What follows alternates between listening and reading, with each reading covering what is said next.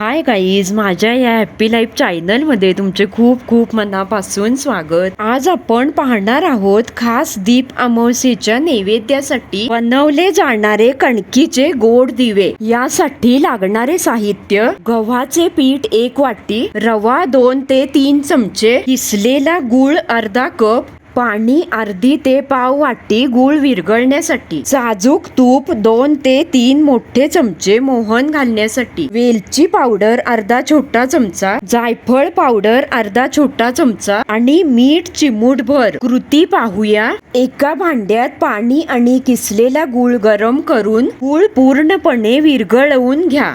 उकळी आल्यावर गॅस बंद करा। आता मिश्रण गार होऊ द्या। एका परातीत गव्हाचे पीठ, रवा, मीठ, वेलची पावडर आणि जायफळ पावडर एकत्र करा। तयार पिठात 1 ते 2 चमचे गरम साजूक तूप घाला। आता गार केलेले गुळाचे पाणी थोडे थोडे ओतून घट्टसर कणिक मळून घ्या। पीठ 10 मिनिटे मुरायला ठेवा। आता मळलेल्या पिठाचे लहान गोळे करा। प्रत्येक गोळ्याला मध्यभागी दाबून खोलगट वाटीचा आणि कडा करून दिव्याचा आकार द्या। समोर छोटी चोच किंवा वात ठेवण्यासाठी जागा बनवा। हे तयार केलेले दिवे चाळणीत ठेवून 10 ते 12 मिनिटे वाफेवर शिजवून घ्या। या पारंपरिक पद्धतीनुसार दिवे मऊ आणि खमंग होतात।